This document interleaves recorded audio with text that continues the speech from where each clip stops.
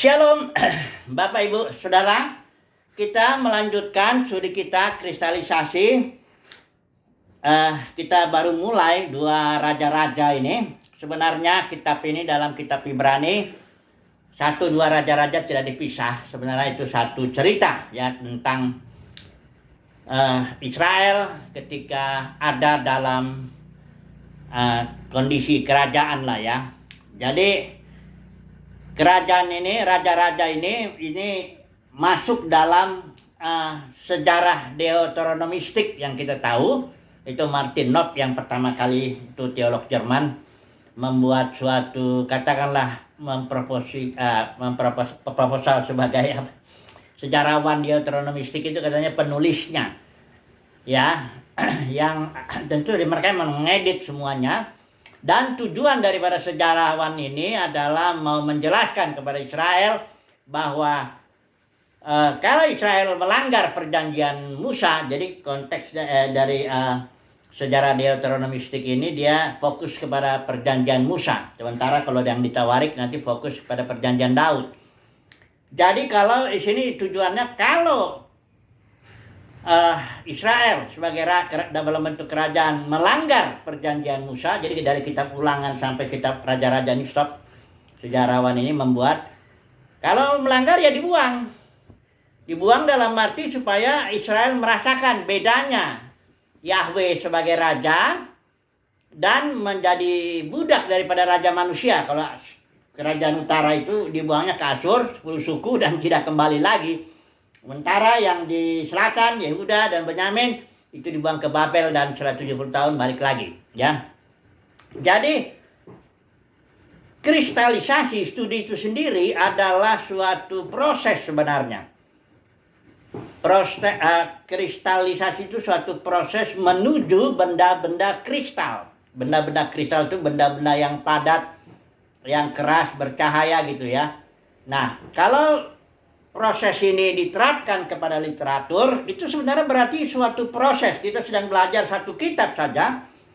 Ya, dua raja-raja misalnya kita baca berulang untuk menemukan nanti ya melalui proses penggalian, kita menemukan nanti sebenarnya ini intinya atau benda-benda kristal yang atau tema-tema utama ya atau main point itu dalam kitab raja-raja ini, khususnya dua raja-raja ini apa? Ya. Kita sudah menemukan karena dari studi survei katakanlah begitu bahwa ini raja-raja ini ya seperti itu tadi ya, Martin Knopf ini diterima ya hampir usulannya itu sebagai apa? Kitab sejarawan deuteronomistik itu yang mengatakan seperti itu dari Ulangan sampai raja-raja ini satu tim yang menulis ya. Itu setelah pembuangan itu ditulis ya. Ada juga sebagian yang sudah sebelumnya. Jadi ditulis begitu dan memberi pelajaran lah kepada Israel. Jangan melanggar perjanjian, khususnya di sini perjanjian Musa ya. Bagaimana Israel gagalnya melanggar perjanjian? Dia berhala itu ya. Israel itu hidup selalu mau menjadi sama dengan bangsa-bangsa sekitarnya, 7 bangsa itu yang masih ada ya. Sebelum kan waktu Yosua mati masih banyak itu ditinggalkan ya. Masuk zaman hakim-hakim malah akhirnya Israel malah jatuh ke dalam apa berhala-berhala itu ya. Jadi jangan sampai menyembah berhala, itulah intinya ya. Akulah Tuhan Yahweh Elohimu ya gitu. Jadi jangan ada ilah lain di hadapanku. Jadi ini Israel gagal terus ya. Jadi kalau kita melihat kitab raja-raja dari satu raja-raja ini ya, ini sebenarnya ketika dia Salomo, ini awalnya nih Salomo ini ya, waktu zaman Daud itu berhasil lah ya. Memang kerajaan itu satu dan Tuhan berkenan kepada Daud, Tuhan memberikan perjanjian kepada Daud bahwa anak-anaknya akan terus memerintah ya, dan penggenapannya nanti Mesias Yesus itu sebagai anak Daud secara jasmani, kerajaannya tak berkesudahan. Tapi setelah itu kan kita tahu Salomo, dan Salomo jatuh dalam penyembahan berhala karena dia mencintai perempuan asing, dan perempuan asing ini menyeret dia. Bikin dulu mesbah ini di sini, mesbah di sini, mesbah di sini, dan untuk menyembah ilah-ilah lain. Sejak Salomo itu sebenarnya Israel sudah tinggal menuju kehancuran kerajaannya. Karena sekalipun bertahan ya, misalnya ini kan dari Salomo, ini kan baru Rehabeam anaknya, ini di sini Jerobeam yang 10 suku, sudah mulai ibadah yang baru. Dengan 2 anak lembu emas itu, yang satu taruh di Betel, satu taruh di Dan, kota Dan ya. Udah dari itu raja-raja Israel itu tidak ada raja-raja yang baik, nggak ada. Yang Alkitab bilang itu nggak ada. Hanya yang di sinilah raja-raja yang baik ini di Yehuda ini ya, kerajaan selatan itu. Keturunan Daud yang langsung ya, dari Rehabeam. Rehabeam itu nggak bagus, Abiam. Baru ada di sini Raja Asa kalau tidak salah itu ya, mulai Asa ada di sini ya banyak ya, Yosia, Hizkia, nanti kita lihat ya, raja-raja Yehuda ya yang baik itu.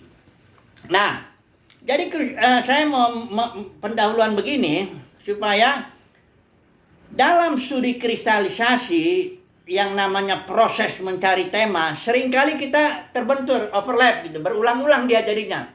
Hari ini kita ambil tema tentang Elisa, mau tidak mau kita akan bicara juga mengenai Elia sebenarnya. Karena dia menyambung sebenarnya, apalagi Elisa ini memang mendapatkan jubah Elia. Kita sudah bahas kemarin, jubah itu adalah pakaian itu ministrinya. Ya, ministri daripada si Elia ini diteruskan oleh Elisa. Hanya Elisa ini memintakan 2 bagian ya. Jadi pelayanan Elia diteruskan oleh Elisa dengan 2 kali double porsi itu ya. Jadi kayaknya urapannya di 2 kali. Kalau di sini Elia 8 kali mujizat, ini Elisa itu bisa 16 kali. Nanti kita akan lebih dulu. Tapi kita lihat dulu bahwa ini kelihatan tema-tema kitab raja-raja ini dengan pelayanan kenabiannya ini.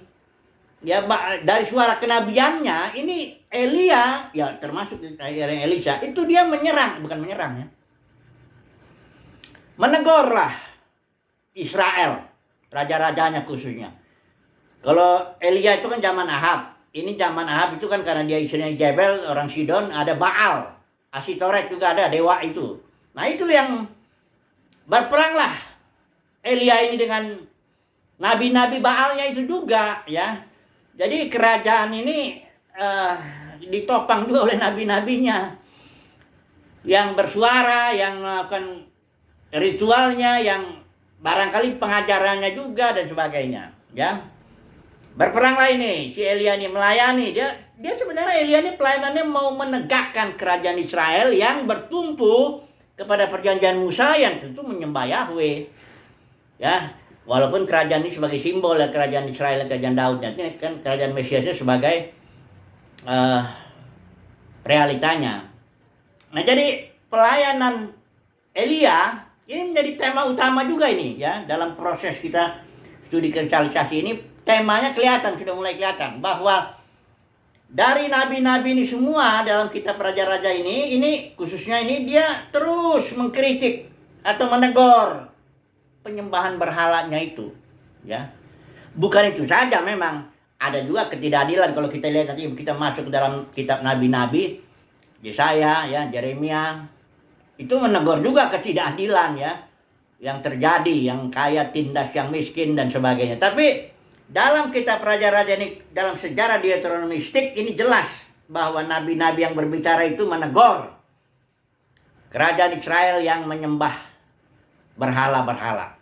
Nah ya, jadi kita sekarang coba dulu melihat 3 poin lah ya, ciri-ciri lah orang-orang, karena pelayanan Elia ini jubahnya itu jalan terus, karena pelayanan Elia nggak berhenti sampai di situ ya. Memang orangnya ganti, misalnya Yohanes Pembaptis ini adalah pelayanan Elia, jubah Elia juga ini ya. Kenapa demikian? Karena pelayanan Yohanes Pembaptis ini sebenarnya meneruskan, dinubuatkan ya, kata Tuhan, aku akan mengutus sebelum datangnya kerajaan Tuhan itu, Mesias itu, hari Yahweh yang dahsyat, aku mengutus Nabi Elia kepadamu. Dan Yesus bilang itulah Elia yang akan datang itu, Yohanes Pembaptis. Dia juga sama, dia juga bilang bertobatlah kepada orang Israel, karena orang Israel sudah memberhalakan pada waktu itu, orang Farisi ahli Taurat. Mereka memberhalakan dalam arti begini ya, mereka punya konsep kerajaan Mesias itu haruslah sama dengan kerajaan Daud dalam arti lahiriah. Rajanya lahiriah, kerajaannya, istananya lahiriah, bait sucinya lahiriah, terus musuhnya juga lahiriah, ya, senjatanya juga lahiriah, semuanya ya bentuknya lahiriah ya, berkatnya juga lahiriah dan sebagainya. Nah di sini Yohanes Baptis berusaha kalau engkau punya konsep seperti itu menjadi berhala bagimu, dan engkau akan menentang Mesias yang sesungguhnya, yaitu Yesus yang akan datang. Karena Yesus datang bukan untuk membangun kerajaan seperti kerajaan Daud. Yesus sudah bilang kan, menurut kamu siapa Mesias itu, anak Daud? Enggak. Di Mazmur dibilang bahwa Daud mengatakan Mesias itu Tuannya. Artinya kerajaan Mesias itu dalam dimensi lebih tinggi. Aku datang ke sini bukan membebaskan engkau dari kerajaan Roma, tapi membebaskan engkau dari dosa. Aku di sini datang menghancurkan pekerjaan-pekerjaan iblis, kedatangan Yesus itu. Bukan menghancurkan pekerjaan-pekerjaan seperti Daud, musuh-musuh jasmani, begitu, bukan. Ya. Juga aku akan bangun bait suci, kata Yesus kan. Rubuhkan ini, bait suci yang dibangun Herodes ini. Dalam 3 hari aku akan bangun lagi. Maksudnya bukan bait suci jasmani. Bait suci yaitu tubuh Kristus, gereja, orang. Jadi kalaulah orang Farisi ahli Taurat tidak bertobat, ya, konsepnya tentang kerajaan Israel itu adalah kerajaan jasmani seperti Daud, itu berhala jadinya. Berhalanya apa? Yang lahiriahnya itulah yang jadi berhalanya, ya. Perkara-perkara lahiriah bisa menjadi berhala bagi seseorang. Karena Yesus datang, aku akan mendirikan gerejaku, aku akan menegakkan kerajaanku, tapi dia spiritual, bukan dari sini kerajaannya itu, ya. Jadi ciri orang yang memiliki jubah Elia ini, pelayanan Elia, dia menegur. Ya sama dengan Elia ini menegur kerajaan Israel, ya, konteksnya itu. Kalau di sini Yohanes Baptis menegur, bertobatlah, artinya rubah pikiranmu tentang konsepmu tentang kerajaan itu. Ini mau datang kerajaan surga yang spiritual ini, ya. Makanya dia tunjuk Yesus, inilah anak domba Elohim yang menghapus dosa dunia. Jadi yang diperangi dosa ini, kerajaan Mesias ini, ya. Terus kerajaan kegelapan diperangi sampai akhirnya Kristus menjadi semua dalam semua. Bertobat, metanoia itu bertobat itu berubah pikiran. Kau harus berubah pikiranmu. Pikiranmu itulah disitulah berhalanya itu, ya. Pikiran orang Farisi ahli Taurat, ya. Sanhedrin keseluruhannya yang menganggap, yang punya konsep bahwa kerajaan Israel itu haruslah seperti Daud, itu konsepnya itulah jadi berhalanya, lahiriah lah. Nah kembali ke dalam dunia kekristenan, coba dulu saya masuk dulu sebentar ke dalam dunia kekristenan ini, ya. Ini sama juga, pelayanan Elia dalam tiap zaman dalam dunia kekristenan ada. Ya, jubah Elia tuh enggak naik ikut diangkat sama Elianya, enggak. Elianya doang yang diangkat. Jubahnya bukan ketinggalan, memang sengaja tertinggal lah, ya. Diteruskan oleh Elia dalam tiap zaman itu. Cirinya pelayanan Elia atau orang yang memiliki jubah Elia lah saya mengatakannya. Cirinya itu bahwa dia akan menegur, menegakkan, memberi jalan lah kepada kerajaan. Ya, kerajaan surga kalau kasus dalam konteks perjanjian baru kan. Dia akan menegur berhala-berhalanya itu. Nah, itulah ciri pelayanan Elia. Bahkan kalau Elia itu langsung berhadapan dengan nabi-nabi Baalnya itu. 450 di sana, di sini Elia sendiri. Ya tentu kalah lah itu kan, karena nabi Baal itu ya jelas kan Baalnya nggak menjawab apa-apa, ya. Jadi dalam setiap zaman, ya, dalam zaman gereja ini selalu ada orang-orang yang memiliki jubah Elia. Itu orang-orang yang sederhana saja, tapi dia tidak ambil bagian dalam berhalanya dunia kekristenan saat ini. Saya udah berkali-kali bilang, harus saya ulangin lagi supaya makin jelas kita cirinya. Oh iya, inilah berhala dalam dunia kekristenan itu hampir sama lah dengan orang Yahudi juga, nggak ada yang baru, ya. Yaitu hal-hal lahiriah. Dunia kekristenan sudah menjadi dunia yang penuh dengan peraturan-peraturan lahiriah. Fokus sesuatu yang lahiriah, yang gedung lah, yang organisasi lah, para pemimpin lah, ya, berkatnya juga yang sudah mulai lahiriah lah, ya, dan sebagainya udah mulai ke sana. Itu berhala, ya. Bahkan teologinya sudah terang-terangan, ada teologi sukses. Ya udah, suksesnya maksudnya sukses jasmani, ya, itu maksudnya. Jadi ini berhala dalam kekristenan, yaitu kemuliaan manusia kalau saya menyebutnya begitu. Karena kalau kemuliaan manusia ini kan ditopang oleh kekayaan, oleh hal-hal yang jasmani itu selalu itu. Ya penampilan, barangkali sekolahnya, dan harta benda atau apa semuanya ini. Inilah yang sekarang berhala dalam dunia kekristenan. Sebenarnya tidak salah kita memiliki hal-hal itu. Sepanjang kita kan paham, aku beribadah kepada Tuhan. Aku nggak memberhalakan ini semua. Ya, benda-benda ini semua akan kupakai aja untuk ya kebutuhanku lah. Makanya doanya Tuhan Yesus, berikanlah kepada kami makan dan minuman kami yang secukupnya. Ya beda-beda, tiap orang secukupnya ya beda-beda. Tapi kalau seseorang sudah mulai, memang hati ini nggak terlalu kelihatan dia. Tapi dalam kekristenan itu udah kelihatan jelas. Karena kalau dibilang pendeta besar, udah jelas lah besarnya itu karena hal-hal yang lahiriah, bukan yang batiniah. Sementara Kristus itu, the kingdom of God is within you, dalam batin kita. Kristus juga Christ in you. Itulah kemuliaan kita, the hope of glory. Karena nanti kemuliaannya akan dinyatakan. Nah jadi, kalau dunia kekristenan berhalanya apa? Itulah kemuliaan manusia yang bersifat sangat-sangat amat sangat lahiriah. Nah orang-orang yang menegur itu, orang-orang yang mengingatkan umat Tuhan agar jangan menyembah berhala lahiriah itu, berhala kemuliaan manusia itu, ya, itulah dia yang memiliki jubah Elia. Itulah yang menjalankan pelayanan jubah Elia itu. Nah sekarang saya mengulangi lagi ya. Pelayanan Elia ini sesuai dengan Maleakhi 4 itu dia fokusnya memang rumah. Rumah ya. Ini lawan dengan fokus gedung. Saudaraku, dalam dunia kekristenan orang bangun gedung dipikir itu kan hanya sekedar untuk apa? Tempat untuk kumpul aja. Enggak gitu. Saya kasih tahu dulu ya. Kenapa di balik pembangunan gedung itu ada sesuatu di situ. Bukan hanya untuk tempat kumpul. Gereja mula-mula 200 tahun pertama tidak ada seorang pun dipimpin Roh Kudus untuk bangun gedung. Baik Petrus, Paulus, Rasul Yohanes atau semua bapak-bapak gereja dalam jangka 200 tahun itu nggak ada yang bangun gedung, ya. Karena ada sesuatu. Setelah tahun 313 Konstantin menerima kekristenan Kaisar Roma itu, mulailah di situ dibangun katedral, gedung-gedung besar. Ada maksudnya.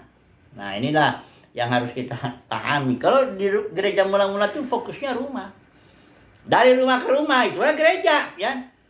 Dari rumah ke rumah. Makanya waktu Paulus mau menganiaya gereja, dia masuk dari rumah ke rumah. Karena nggak ada gedung ya, dia cari di rumah-rumah itulah, ya. Kenapa ini ada gedung ini, ya? Ini awalnya nih dari Kisah para Rasul 20 itu yang Paulus bilang, dari antara kalian ya akan ada orang-orang dengan ajaran palsu berusaha menarik murid-murid kepada dirinya sendiri. Para pemimpin ini loh, dia menarik murid-murid kepada diri mereka. Dengan apa? Dengan ajaran palsu. Sementara gereja mula-mula itu dia punya rasul, nabi, penginjil, gembala, pengajar, tapi hanya memperlengkapi sesuai dengan Efesus pasal 4 itu. Hanya memperlengkapi aja orang-orang kudus sesuai dengan karunia mereka. Mereka perlengkapi supaya pada gilirannya orang-orang kudus ini bangun tubuh Kristus. Mereka nggak tarik murid kepada diri mereka sendiri. Mereka nggak butuh gedung. Kenapa? Ya nggak perlu. Cukuplah ke rumah-rumah. Kalau Paulus ruang kuliah Tiranus, kalau emang dia perlu ya pakai aja yang ada. Ya, nggak perlu. Karena bukan menarik murid kumpul kepada dirinya. Tapi kalau para pemimpin dalam kekristenan tuh butuh gedung itu. Yang butuh tuh bukan jemaat. Jemaat tuh nggak butuh gedung. Jemaat butuh firman Tuhan untuk memperlengkapi dia, dan dia akhirnya bisa bekerja dipimpin Roh, ya, untuk bangun tubuh Kristus. Jemaat butuh itu. Makanya Tuhan Yesus berikannya itu, rasul, nabi, penginjil, gembala, pengajar, orang. Jemaat itu butuh orang, atau saya bilang leadership, doulos leadership. Kepemimpinan budak. Nah inilah, itu yang dibutuhkan jemaat. Kepemimpinan budak dalam arti ini si pemimpin gak punya hak apa-apa. Karena Yesus bilang jangan kau disebut seorang punya antara kamu pemimpin, ya. Gak ada kursi Musa, maksudnya konteksnya itu Matius 23. Jadi yang dibutuhkan jemaat itu adalah rasul, nabi, dan pengajar sebagai pemimpin budak. Gak punya hak, gak narik duit. Lihat saja Petrus, Paulus, apa narik duit? Kalaupun dia kumpulin duit dibagi-bagiin. Paulus juga ada satu pelayanannya, ministrinya, dia ngumpulin uang dari gereja ini untuk bantu gereja di sini yang sedang mengalami kelaparan sebagainya. Ya, Gereja mula-mula juga ngumpulin duit, ada yang digerakkan aja. Nah, itu kan diatur yang 7 orang itu. Yaken atau apa, yang membantu lah 7 orang yang penuh roh. Bagilah itu, atur-atur. Ya, supaya jangan karena janda-janda, orang-orang miskin, apa semua dapat jatah. Kalau sekarang orang ngumpulin duit, gereja dalam kekristenan untuk apa? Ya untuk operasinya di sini, baik gedungnya, baik apanya, pelayan-pelayanan di gedung itu, semuanya yang di gedung itu.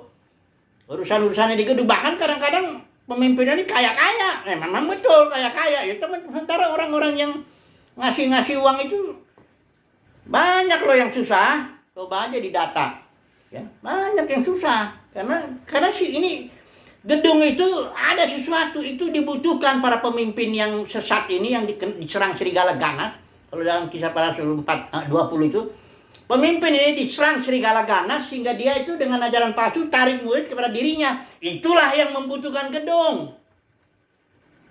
Dia yang butuh gedung, kalau jemaat nggak butuh gedung. Ya, itulah pelayanan Elia melawan ini. Pelayanan Elia itu memulihkan kepemimpinan bapa dalam satu rumah kepada anak-anaknya, anak-anak kepada bapaknya. Jadi bapa itu menjadi raja, imam dan nabi bagi seisi rumahnya. Makanya juga ada janji, percayalah kepada Tuhan Yesus Kristus maka engkau dan seisi rumahmu selamat. Kalau memang kau fokus rumah, tapi kan ditarik ini menjadi fokus gedung. Sudah mulai lihat dengan saudaraku, ada filosofi, ya saya bilang filosofi gedung, ya. Dia nggak netral gedung itu, gedung gereja itu nggak netral, ada sesuatu di balik itu, ya. Itu para pemimpin yang butuh. Roh Kudus juga nggak butuh gedung. Dalam 200 pertama Roh Kudus bergerak memenangkan dunia pada zamannya, nggak ada gedung. Jadi orang pikir gedung ini cuman ini aja kok, hanya kebutuhan zaman. Enggak, itu orang bego yang percaya begitu. Kalau baca Alkitab kita lihat, enggak. Kita tahu bahwa gedung itu adalah kebutuhan para pemimpin. Kenapa mereka butuh gedung? Karena mereka menarik murid-murid kepada diri mereka sendiri. Sehingga murid-murid menjadi fokus kepada gedung, fokus kepada pemimpin, fokus kepada programnya, tujuan, misi, dan visi itu dari situ. Pokoknya pusatnya gedung lah. Udah. Fokusnya ke situ. Tapi pelayanan Elia, jubah Elia itu akan membuat orang fokus kepada rumah. Nah ini dia. Karena para pemimpin dalam konteks jubah Elia ini, Elia juga pemimpin kan. Itu pemimpin budak, dia nggak tarik-tarik orang, nggak tarik-tarik duit kepada dirinya, nggak, atau mau bangun gedung, nggak ada. Itu beda itu, ya. Udah mulai jelas kan, kelihatan kan bedanya itu. Dan jubah Elia itu yang kayak gimana. Jadi kalau saudara lihat ada seorang yang melayani, dalam kekristenan biasa tuh, udah melayani makin lama makin terkenal dia, makin banyak orang mengikuti dia. Nah kalau sudah dia mulai di situ menarik muridnya, kelihatan dari mulai dia butuh gedung, dia butuh ini, butuh apa semua, pokoknya bahkan seperti mimbar itu jadi kayak pertunjukan lah. Khotbahnya juga udah mulai menarik massa dan sebagainya. Itu dia yang kena serangan serigala ganas yang dibicarakan dalam Kisah Para Rasul 20. Gak peduli besarnya. Ada orang yang bisa menarik 600.000 orang. Bukan di Indonesia, di Korea dan meninggal orangnya juga. Itu dibilang gereja terbesar. Padahal itu denominasi terbesar. Coba dulu ya, ini emang perlu juga diulang ini. Karena mengenai denominasi ini, gedung ini karena di sini dalam kekristenan sudah diajarkan. Ini saya ada buku nih namanya L. Berkhof ini seorang profesor yang udah diakui lah di seluruh dunia lah ya. Ini dia bukunya teologi sistematik teologi ya. Ini udah diterjemahkan ke bahasa Indonesia juga ya. Jadi ini sudah diajarkan di STT ini standar buku ini. Ya kalau belajar dogmatika, ini dia bukunya ya. Standar ini. Dia juga udah mengajarkan bahwa gedung itu ya atau denominasi itu dibilang gereja. Sehingga umat Tuhan pikir, oh itu gereja. Padahal itu pecahan gereja itu. Kayak kerajaan Israel itu ya. Kerajaan utara itu bukan lagi kerajaan Israel, walaupun disebut kerajaan Israel yang 10 suku itu. Kerajaan Yehuda juga bukan kerajaan Israel lagi, udah pecahannya itu. Pecahannya itu akan berjalan menuju kehancuran. Nggak ada lagi kerajaan Israel yang dipimpin Daud atau Salomo yang menjadi satu itu. Nggak ada, udah pecah. Sama seperti sekarang, gereja itu udah nggak ada lagi dalam arti menjadi ribuan denominasi. Hanya ada para pemenang yang tetap mengikuti pimpinan Tuhan. Nih, saya lihat di sini nih. Di halaman 560 tentang doktrin tentang gereja. Ini katanya, saya langsung aja kasih tahu ya, ini halaman. Doktrin tentang gereja ini dibilang judulnya zaman selama atau setelah reformasi lah ya. Dimulai dari Luther katanya ya. Luther inilah yang bilang bahwa gereja ya itu harus dibedakan dalam dua aspek. Yang pertama yang kelihatan, itulah yang visible, itulah yang gedung-gedung itu dengan segala aliran-aliran denominasi dan macam-macam itu. Itu gereja kata Luther, aspek hanya salah satu aspek saja. Yang satu yang tidak kelihatan itulah umat Tuhan yang sudah lahir baru yang di seluruh dunia ini ya. Jadi Luther lah yang pertama mengajarkan visible and invisible church. Tapi semuanya gereja katanya. Padahal Alkitab bilang Kisah Para Rasul 20 itu, perpecahan itu bukan lagi gereja, itu sudah denominasi yang penuh dengan ajaran Ijabel, Bileam dan Nikolaus. Ini berhalanya nih. Ya. Tapi karena ini yang diucapkan oleh seorang Luther ya. Luther hanya dipakai emang memulihkan ya, sola gratia, sola fide, sola scriptura. Hanya 3 ini, tapi bukan berarti dia memulihkan pemahaman segala sesuatu gereja dan sesuatu, enggak juga. Hanya itu aja. Tapi ini sudah menjadi doktrin yang ajaran. Kalau di Alkitab ini bilang ajaran Nikolaus yang memisah gereja menjadi kaum awam ya dengan kaum klergi. Ada juga yang imam, kalau orang Katolik imam dengan umat, kalau Protestan itu pendeta dengan jemaat. Ini yang menjadi ajaran, diajarkan di seluruh sekolah-sekolah teologi itu standar ini. Ini buku reform, aliran reform ya, kan mayoritas itu. Kalau udah jadi ajaran udah lebih dari praktek. Kalau sekedar praktek aja orang enggak ini, tapi kalau udah menjadi ajaran, sudah dianggap orang benar. Jadi banyak orang pikir denominasi itu gereja. Waduh, itu kesalahan total banget. Itu ajaran Luther terus ikutin sampai sekarang. Pendeta-pendeta besar semua bilangnya itu gereja. Kita sebagai umat pilihan Tuhan enggak. Itu bukan gereja. Itu gedung yang berfokus kepada para pemimpin dengan aliran tertentu, dengan ajaran palsu, narik murid-murid kepada dirinya. Itu kerajaan manusia sebenarnya. Denominasi itu kerajaan loh. Ada loh rajanya. Saudara kalau mau tahu datang aja lah ke satu gedung. Nggak lama kau ketemu rajanya di situ. Rajanya inilah yang berkuasa atas segala sesuatu. Dia bisa pecat itu wakilnya juga. Dia barangkali harta bendanya itu juga milik dia. Itu rajanya. Itu kerajaan ya. Denominasi itu kerajaan manusia. Dan Tuhan tidak pakai itu untuk menyatakan mendatangkan kerajaan Mesias. Oke lah. Jadi kesimpulannya apa sekarang? Pelayanan Elisa itu adalah sambungan daripada pelayanan Elia karena jubahnya itu yang menjadi simbol ministrinya itu, jubahnya jatuh ke tangan Elisa. Namun jubah ini enggak hilang ya, sampai detik ini ada jubah Elia. Ya. Yaitu orang-orang yang melakukan ministri tipe Elia itu, menegur ya. Yang menyembah berhala ya, itu beda. Kalau berhala dalam Kristen kan kemuliaan manusia itu ya. Nah, jadi ini pelayanan Elia. Kedua, fokus rumah ya. Itu ciri-cirinya. Ya. Jadi soal yang double porsi ini ya masing-masing pribadi ini ada orang yang memang pelayanan kayak Elisa bisa sampai punya double porsi. Tapi kalau orang yang enggak pun enggak masalah. Yang penting cirinya pelayanan Elia itu jelas. Yang pertama dia menegur soal berhala-berhala itu. Yang kedua fokusnya rumah, kepemimpinan bapak kepada anak, anak kepada bapak. Puji Tuhan lah. Haleluya. Amin.